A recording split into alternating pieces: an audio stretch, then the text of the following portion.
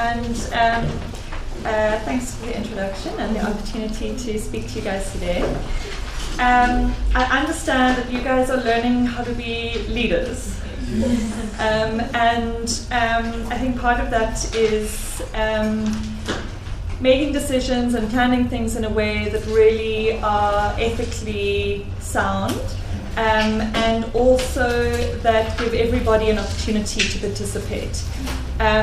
So what I'd like to share with you today is a little bit about how you can start thinking about disability in the decisions that you'll make in the future.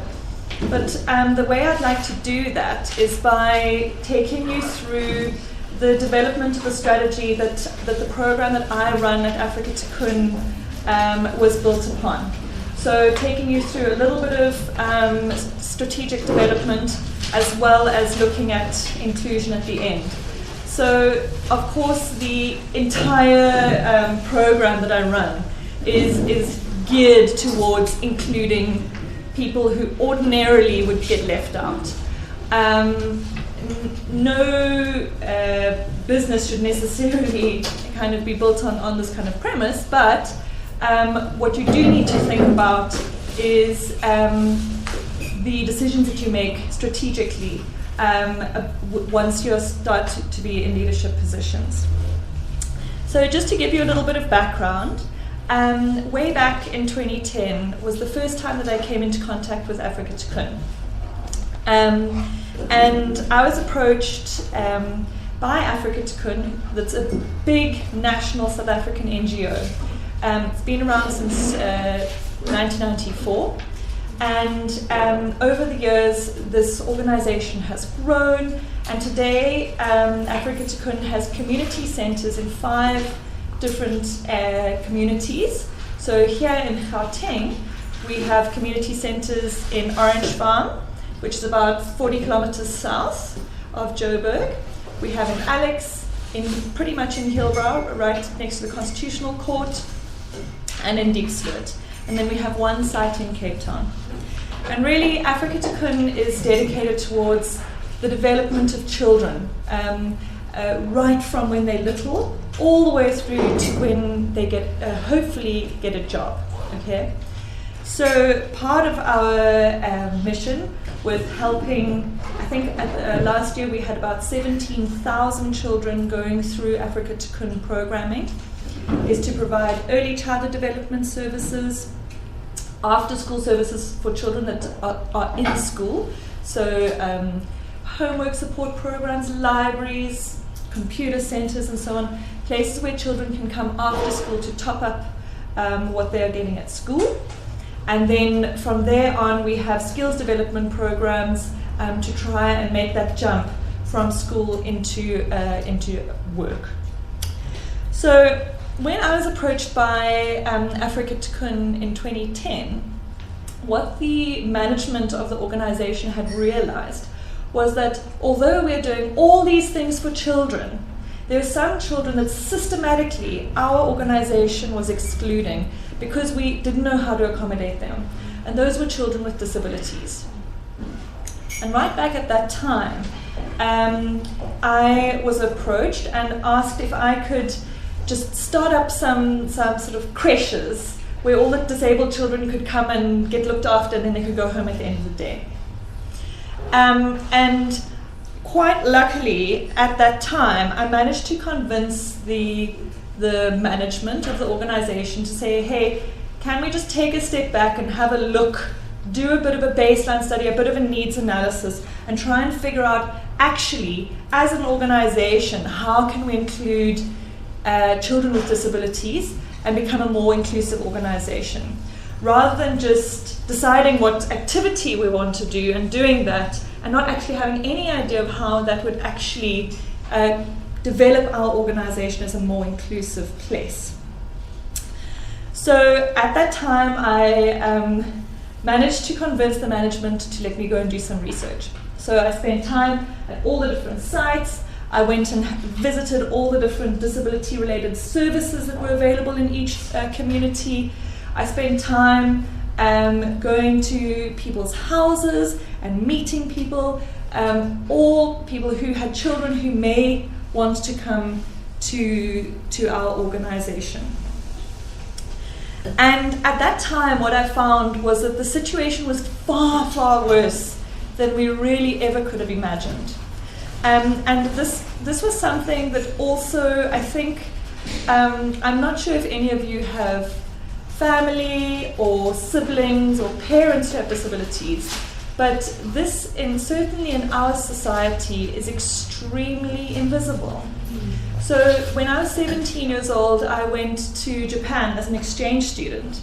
And at the time, my impression immediately, this was before I had anything to do in my life with disability, my impression was that I was like, whoa, man, there's so many people here with disabilities. Like, something must, there must be like something going down in Japan that there's so many people with disabilities. But actually, all it was that people in the Japanese society are actually included and are out in the open, in shops, doing stuff, on buses, moving around.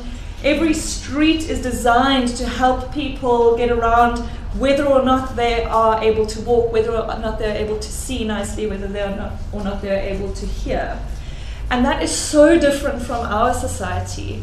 For many people, we grow up, and the only real people with disabilities that we ever interact with are people that are begging or kind of shaking a tin and making us feel a little bit kind of awkward and weird.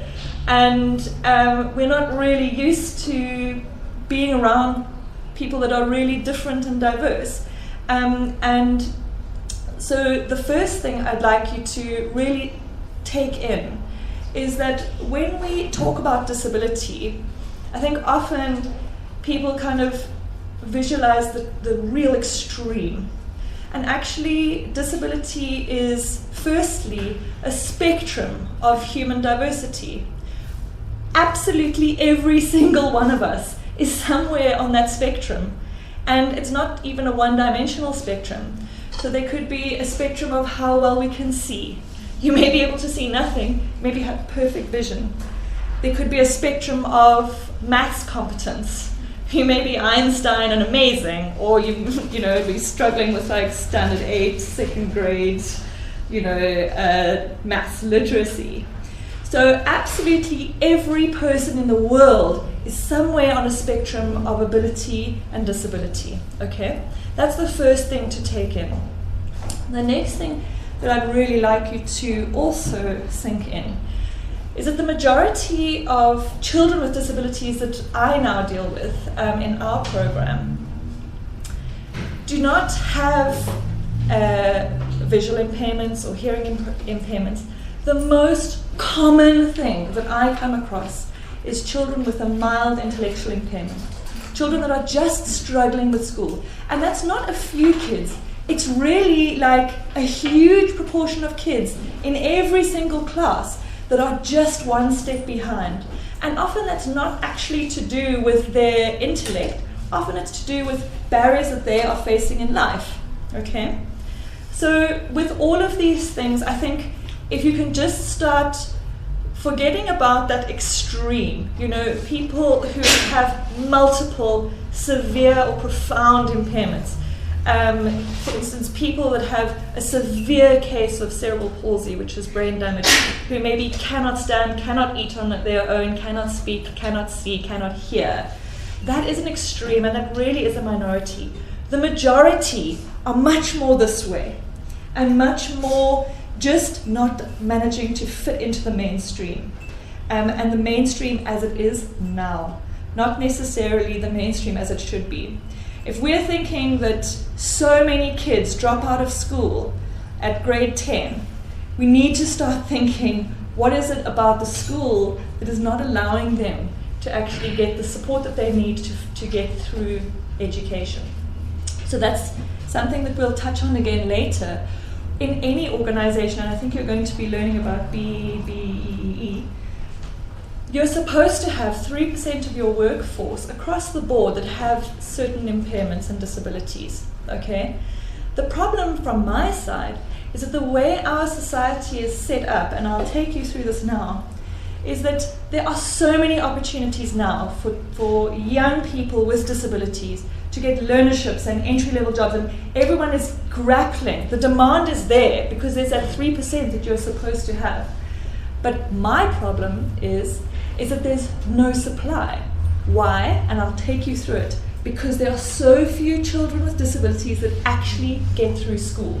So they aren't. So where there's a criteria to go into a learnership of grade 10 or grade 12, I don't have one client, and we almost have 500 clients now in 4 communities. We've never had one client who has actually passed the sort of baseline criteria to get into a learnership. So a lot of the problems that I'm going to be taking you through affect children right from childhood.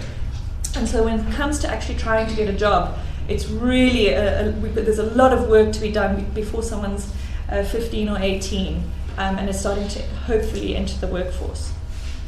So when I did this baseline study, it was really shocking, guys. I remember at one point I had to go for trauma counseling, and the psychologist started crying in my session when I was trying to explain to her the types of things that I'd encountered whilst doing this research. So I tried to boil it down to sort of 10 key issues, but what I'd like to show you quickly is a short video that has the voices of some of the mothers that I spoke to directly. So let's try and see if this can work.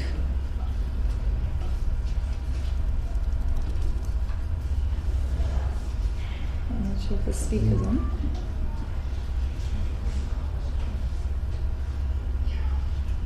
Okay, hang on. Guys, does anyone know how to make the speaker louder? Is it already loud on the... Huh? I've got it on max here. Let me try this. But I think it's playing through the... Is it playing through the projector?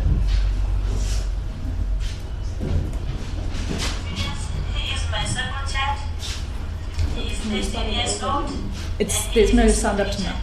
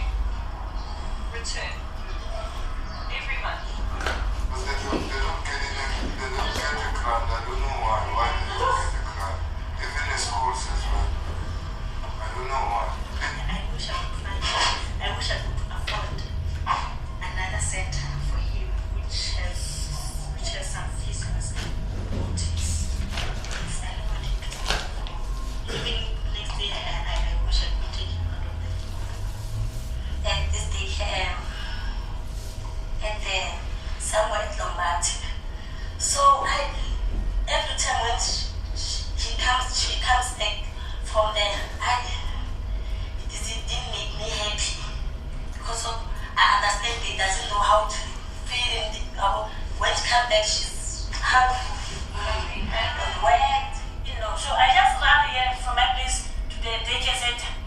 If you said your child is being hurt, you don't know what's happened. I just ran to the school.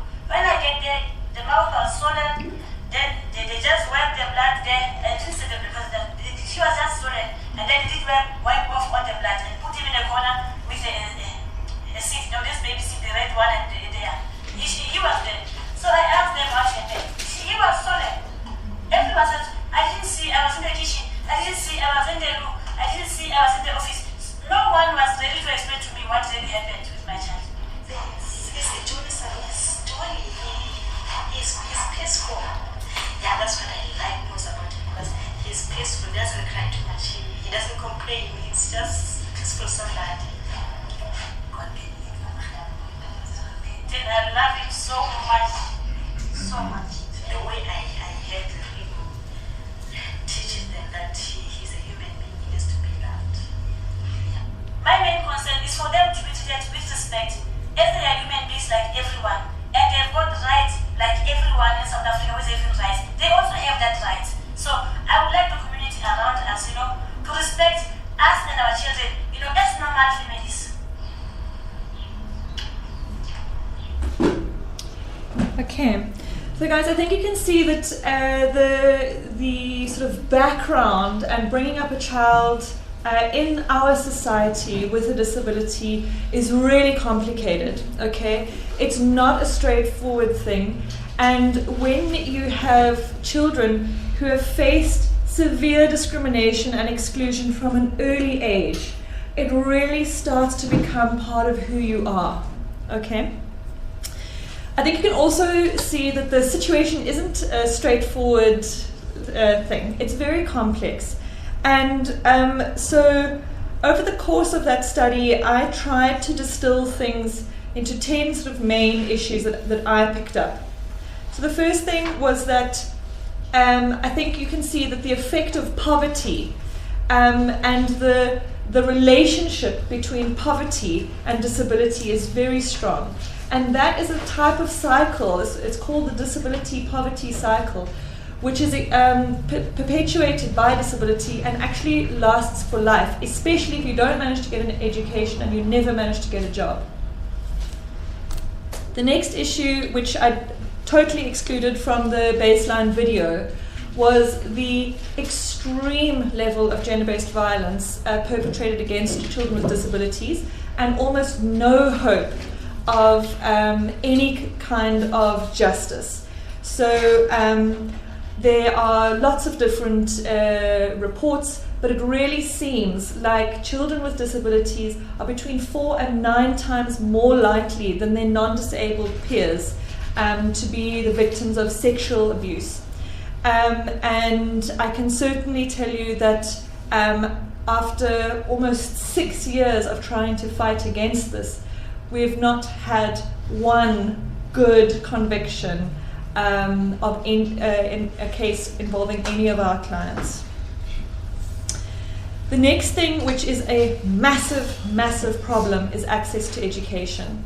So last year, our Department of Basic Education announced to everybody that South Africa had achieved universal primary school enrollment, meaning that all primary school kids are enrolled in school, completely disregarding the fact that there are over 600,000 children with disabilities in this country who are not in school purely because they have a disability. And the barriers for children to get into a school when they have a disability are extremely huge and really exclusionary. The next thing was that I think you heard that one mother needs to go to Coronation Hospital from Diepsloot every month to get her child's medication. That's a full day of missioning, plus it costs her 72 rand a month, and that was in 2010, just to get there and back. I think quite a few of them spoke about the long waiting list to try and get the type of assistive devices that their children need, things like wheelchairs and so on. And the other thing is that even though children with disabilities who are reliant on their full-time care from their parents are eligible for a care dependency grant. So they can get a bigger grant than the child support grant. The only problem is that to actually get that grant, especially if your child doesn't look disabled, is extremely difficult. And even though we're not really sure, the one statistic that has been kicked around, but for quite a while now, is that only 14% of children who should be getting that grant are actually getting it each month. And I think you heard about all the extra expenses, and not only that, but the opportunity cost of this mother, most often a single mother who's actually caring for the child. The environments where our centres are based are noisy, there's no flat, nice pavements. It's very difficult to get around in a sort of disorganized, informal kind of environment if you can't walk, talk, see, and hear nicely.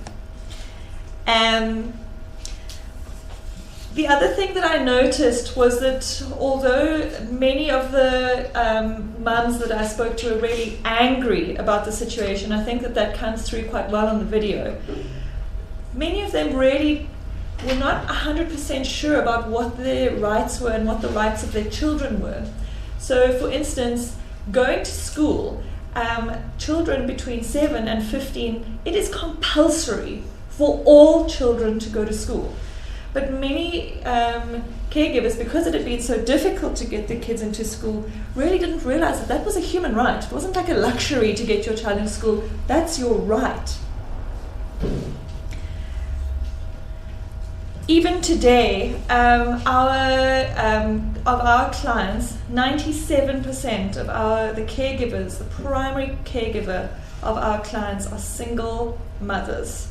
And much of this stems from deeply ingrained prejudice and discrimination leveled against disability more generally. And a lot of that has to do with the sort of causes associated with disability that are not necessarily rooted in a sort of scientific or medical cause of a disability. So, for instance, often the mother will be blamed that she has done something wrong, and therefore this child is her punishment, the sort of retribution for something that she's done wrong. And that often puts mothers, specifically in the type of townships where we are working, at a huge disadvantage when everybody is believing that this is her punishment, she needs to deal with it. Finally, something that was a real problem was that although there are different services and things happening and people trying to help, there's just very little coordination. And those mothers are getting pushed up and down, running all over the place. And that too is expensive and difficult. So it's very difficult for you to actually access, firstly, citizenship documents for your child, secondly, a diagnosis and the right type of medical and rehabilitative services that you need. It's difficult to get hold of the right grant, that care dependency grant. Very difficult to find a early childhood development or creche kind of opportunity for your child, and then to get your child into school. And then finally, when something goes wrong, when somebody hurts your child, it's almost impossible to access the criminal justice system for that child. So in summary, the problem statement that I encountered in 2010 was at that stage it was 17 years post-apartheid. Although South Africa had fantastic legislation and policies that really, our constitution is heralded as being the most enabling, instead of disabling, the most enabling constitution and strongest human rights constitution in the world. Despite that, the reality on the ground and society's attitudes really were very slow and have been very slow to change in line with policy and legislation. And the lives of children with disabilities and their families continue to be characterized by unacceptable levels of human rights violations. In addition to the presence of sexual violence, HIV, and extreme poverty, families of children with disabilities experience prejudice and discrimination and have difficulty in accessing basic services that they need. So at that stage, and this is where I'm going to start talking about the sort of strategy and how to actually try and address this huge problem with a huge scope. where I really started was asking the mothers themselves and putting to them options and starting to talk about, okay, this situation is really complicated and difficult. What can we actually do about it? How can we actually work to change the situation?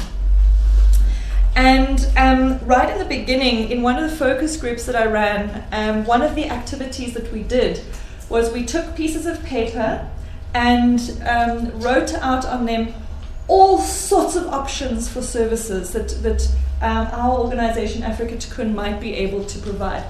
From medical services to physio to wheelchairs. We said traditional healers, food parcels. We really brainstormed, and on each piece of paper we put different options. And we had a huge number of different options. And then as a group, what I asked the group of mothers to do was to put that in order from what was their top priority really to what was less important, so I could get an idea of what kind of intervention would be meeting their needs that they were experiencing. And something that was so sort of amazing to me was that they firstly, this photo shows you won't. I don't think you'll really be able to read this unless you've got great eyesight. But the first thing that they did was that they didn't. I'd expected them to put just one stripe, top priority, second priority, third priority.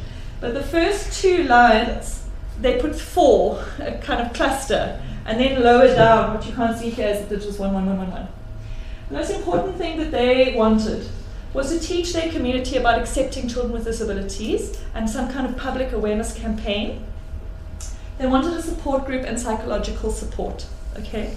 So that's nothing that you can carry out in your hands. Mm-hmm. That's no kind of service. That's really talking about starting to bring people together to create social change. And I thought that was really important and really interesting. And so I think the first thing that I can give to any of you is that when you're trying to look at an organization that you're working in and you're trying to think about how can you make changes, the best people to ask are those who are actually affected by discrimination and left out. So instead of making assumptions about what changes you need to do. So I could have said, okay, we need an OT service, we need to have a school, we need to sort of provide education for children because there's so many, and we need to give extra cash stuff to deal with the poverty. Actually, right from them, they were like, no, we actually need to change the system. And so I think that's the first really important thing to note. So from all of that work and so on, I was very fortunate and I got the opportunity to go and do my master's. And what I did for the dissertation part was, instead of planning a PhD study or instead of doing a literature review or something random, I used that time to design a program that would address the problems that I'd picked up in that baseline study.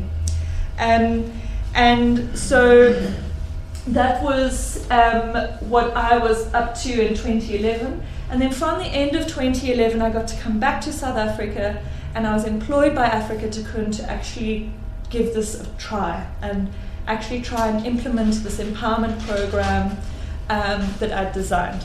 So that was an amazing opportunity for me. And what we decided to do was to pilot this program in one township and then see if it worked, and it really did work. And so then what we did from there was to start rolling out the same strategy in other centers of Africa Tikkun. And so now, today, we have our first pilot site in Orange Farm. We then moved to Braamfontein, where we have our second program up and running. The third one started up in the mid-2014 in Diepsloot, and we are busy with the baseline study and so on, getting going in Alex now. So to give you an idea, the main vision of our program is that children with disabilities live in communities where they're accepted and included as human beings. We want to do this by improving access to human rights for children with disabilities in the areas where we live. And we have sort of 5 big objectives. What I'm really going to give you an idea about is the sort of 5 main elements of our program. So the first thing that we spent a lot of time doing was actually bringing caregivers of children with disabilities together and helping them to go through a course about human rights. That's where we start. So teaching them about what the policy and legislation is all about. Moving from there to going through a strategic development process so that they can actually learn how to kickstart their own organizations, and then supporting them gradually to become more autonomous and to run a peer-led self-help group. At the same time, we also provide individual clients with case administration and a sort of advice and referral service. That initially, I was the first case administrator, and our program now employs 12 mothers of children with disabilities to essentially do that job. And although many of our team don't have matric, they are doing the same, if not more effective job than social workers that would have a 4-year degree in that same position. So that too is part of the empowerment, sort of bringing in people who actually really care, who've been through it themselves, and who have gradually had that task shifting to be able to do these kinds of jobs.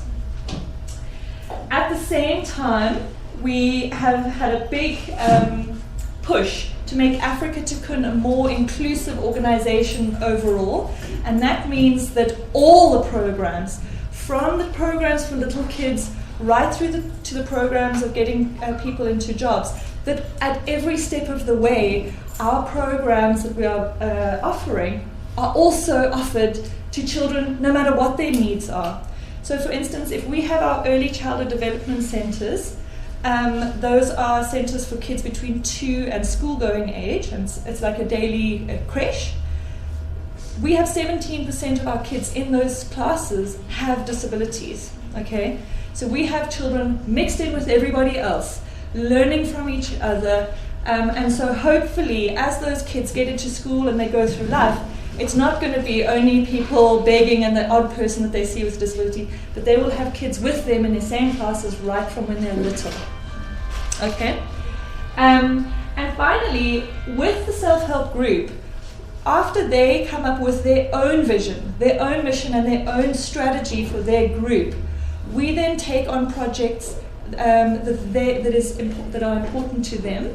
They plan them, execute them, and make them happen. And I'm going to show you some of the stuff that's actually happened as a result of that. So here you can see, this was us starting up when we were starting up in Diepsloot. This is a sort of small group activity where different small groups are working on different aspects of a possible strategy that this self-help group wants to get going. You can see that they came up with, this is them holding up their problem statement. So they put together their main priority issues that they were facing in Diepsloot. They called their group Dishimeleni, and they've even made their little logo. And their logo for Dishimeleni is a circle, showing the kind of circle of life and inclusion. At the bottom is water to symbolize Diepsloot, and a sun. And in the picture, in the middle of their logos, are 3 chickens. And their thing is that big chicken is the mother, and she's kind of scratching and on a mission, and behind her are coming her little chicks. And so that is really their mission. They want to be busy and making change and leading their kids towards a better life. So this is them with sorting out their problem statements and their vision, going through a problem tree kind of strategic process, trying to figure out, okay, if these are your main problems, what are the causes? And if those are the causes, how can you as a self-help group address those causes? What are you going to do to make a change there? This has more to do with just different activities to really figure out and distill what are the main problems. Eventually, what is the vision? And I'm going to skip through these slides. Just to give you an idea, if you look at this picture, this was the first group of caregivers that completed and graduated from the human rights course, the first human rights course in Orange Farm. And if you see this person over here, this is Pindile. She was one of the people that came through the first course in 2012. Now, in 2014, she was then employed to run that course that she was one of the first graduates of. So this is her teaching a group. And today she is employed full-time by the program as an advocacy officer. So she does a lot of group facilitation, she does a lot of teaching, but she is also qualifying to be a social auxiliary worker. So this program has not only benefited her and her child, but it's also given her the opportunity to go from the most disempowered person to sort of a leader of change. So that's her busy teaching. Okay, guys, what I'm going to show you now is a short video that captures a little bit of the group, the self-help groups in Orange Farm. This was the first place where we started, and their vision is really to fight for their children's rights, and they chose 3 key human rights that they wanted to focus on. They wanted equality for their kids, they wanted safety from abuse, and they wanted access to education. Now bear in mind, when we started in 2012, 63% of children who are of compulsory school-going age were not accessing their right to an education. So I want you to listen to the video and see what happened next.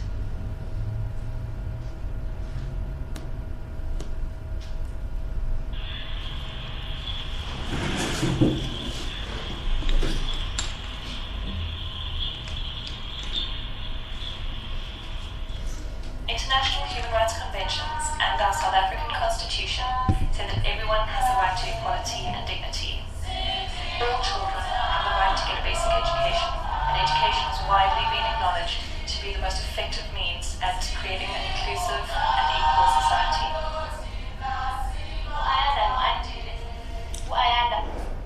Sorry.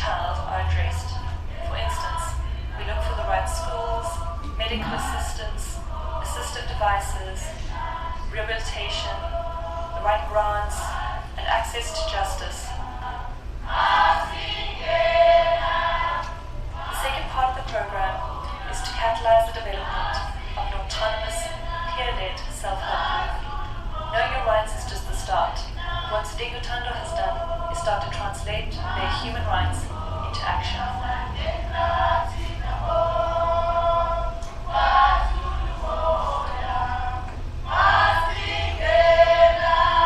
We are going to have our own school.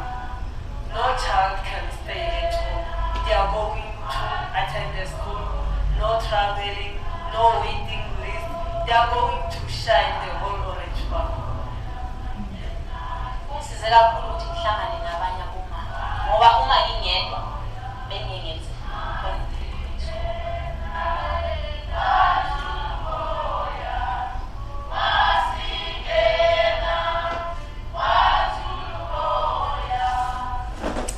Okay, so guys, that video was made in 2014, and now a school has been built in Orange Farm, and this was the first day of the school in its own premises at Orange Farm in the beginning of January this year.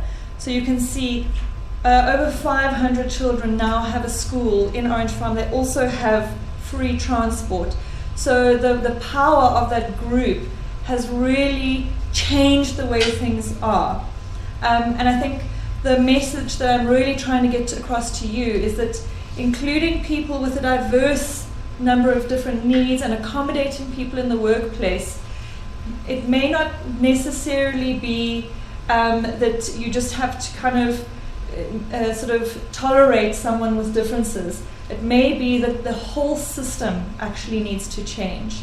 And so really including people with disabilities is not about making sure that there's a wheelchair-friendly toilet and a ramp. That's the least of your problems. That takes a bit of concrete and a sledgehammer. The real thing that is necessary is a shift in the way that we think about people and their abilities and disabilities. So there are a couple of messages that Sidingutando self-help group has for you. And unfortunately, I don't have anyone with me from the group today because this was planned a little bit last minute. But this is a message to them from you. So people with disabilities need love just like everybody else. People with disabilities have the same rights as everybody else. People with disabilities have the right to an education. And it is the responsibility of every South African to treat everyone equally. And sometimes to treat someone equally means that you need to put some extra effort into accommodating them so that they can actually participate on an equal level. People with disabilities have the right to safety and security, but are often victims to abuse. Negative attitudes are disabling. They are the most disabling possible thing, far more disabling than the sort of impairment that somebody as an individual has within their body. Please take the time to care, treat people with disabilities and their families with respect and dignity, and don't judge people with disabilities by what they can't do, rather see what they are able to do. Okay, so just a few tips.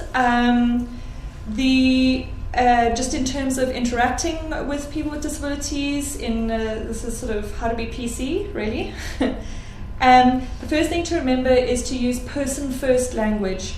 So instead of saying they're handicapped, they have special needs or whatever, say this is a person with a visual disability, or this is a person with an intellectual impairment. So start with saying person first, okay? Always use person first language.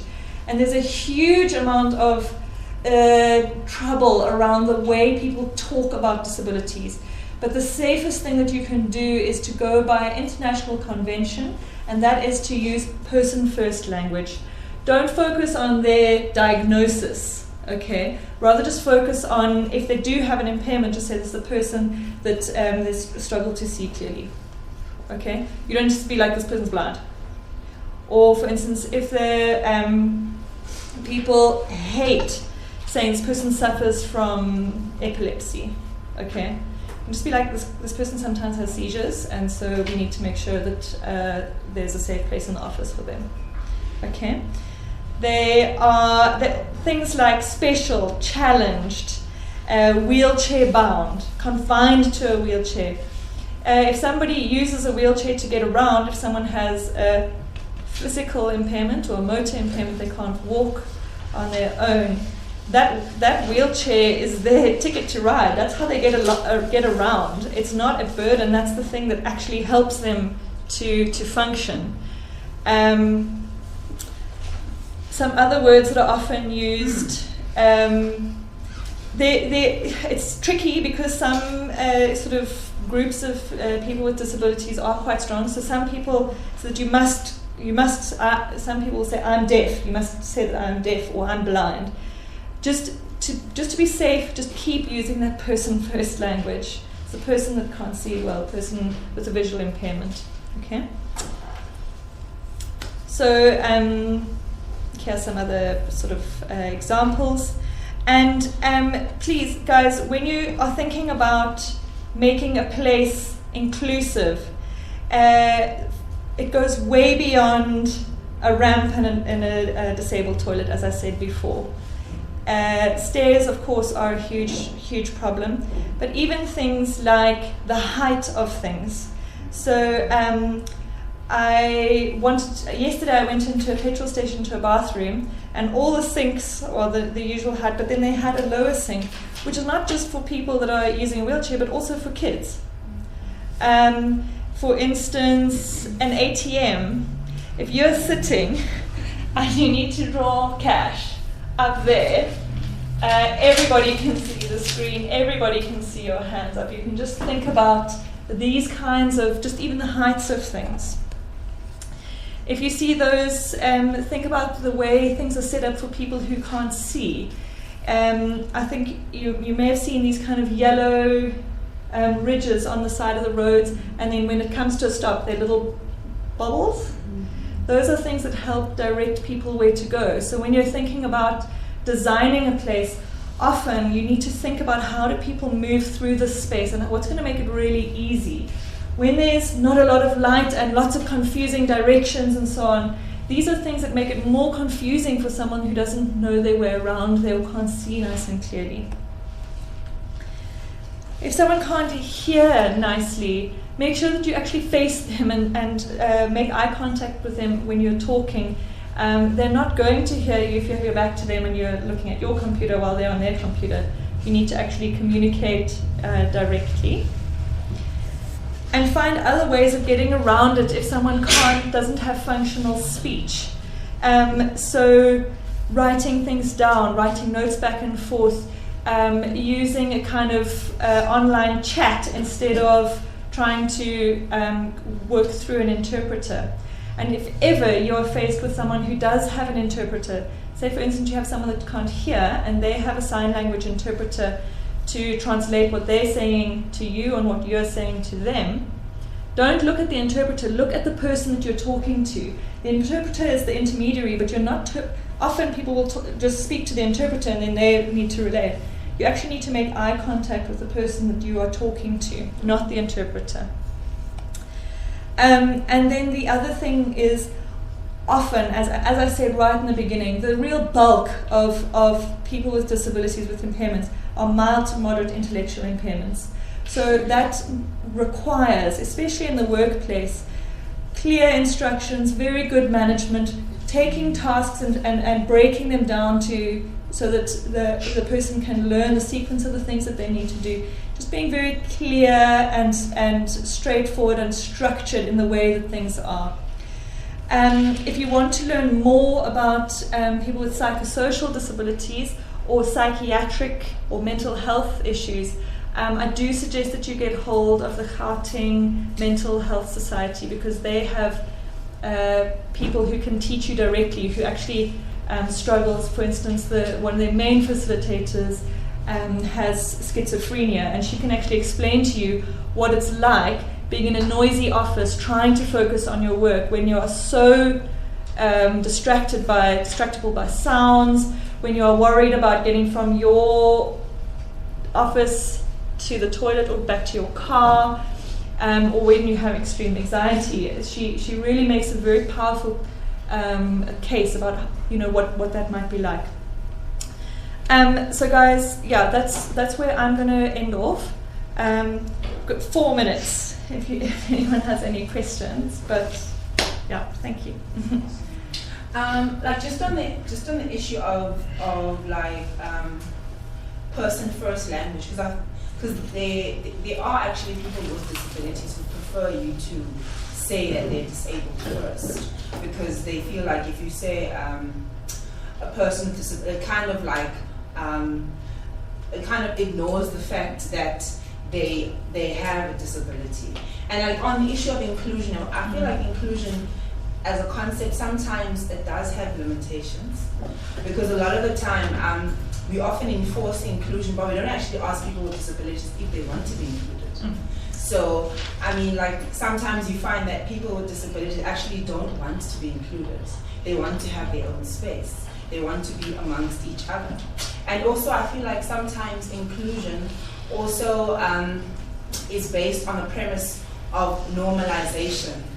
So it's trying to say that, look, you have a disability, but let me normalize you and integrate you into my space because I embody normality.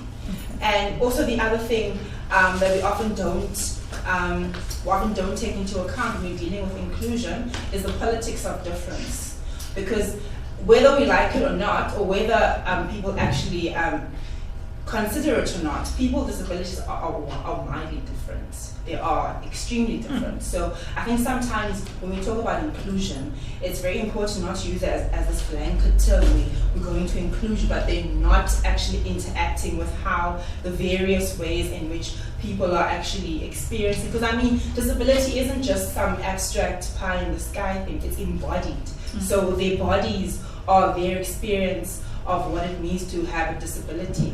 And also like in terms of research, because I feel like there's always this tendency of people researching issues, but then how research is often carried out is that it's never the people who have the actual lived experience who are doing the research.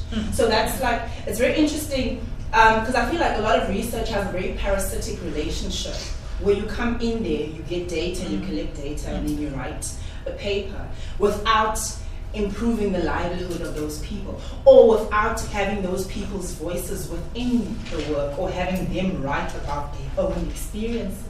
Because I feel like sometimes when we do research, our research is based on our own understanding, or we try and theorize things without a lived experience. Yeah, so I think what I could reinforce there is the absolute spectrum. And of course, if we say that disability is only a societal construct and only down to our attitudes, there is the argument that the body and the individual experience of disablement is kind of subjugated and left out. Of course, there is a balance. And of course, no matter what kind of impairment you have, there are often going to be special services that you require to help you with your situation. So for instance, it's not a kind of, if I use education for example, if we're saying that we only want 100% inclusion, every school must accept every child that lives in that catchment, then that in the end is actually going to end up disadvantaging a child that needs to learn Braille, for instance. But what I'm talking about is the systematic way that people with disabilities are excluded and denied their rights.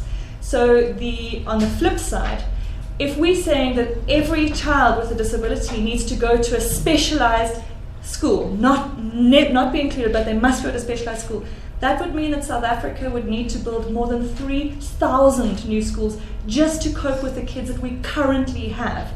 So, of course, there is a balance. The other thing is that, and certainly in terms of interacting, you need to, if you are speaking about somebody specific, an individual, of course, the best thing would be to find out from them what they would prefer. But the language that I'm referring to is when you're talking about the issue as a broader issue. It's best to stick to conventions, stick to the conventional rights of people with disabilities, and take your cue from that. But of course, that's why I was saying, like for instance, the deaf community is very hectic about the deaf community, the deaf culture. And so you need to kind of, you just need to be careful. But you can't really go wrong when you're talking in broad terms by using person first language. Sorry, you were next, and then you. Unfortunately, I'm going to have to close it down for questions, and I'm very sorry for the people that we didn't get to, mostly because of our unique situation today with having two speakers. I'm going to have to be very strict on time, so I'm sorry about that, but thank you so much for coming through and for speaking to us, and apologies again.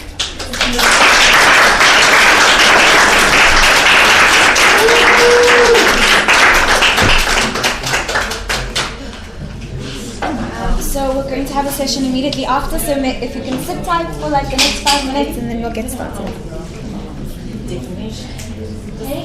Feel. Okay.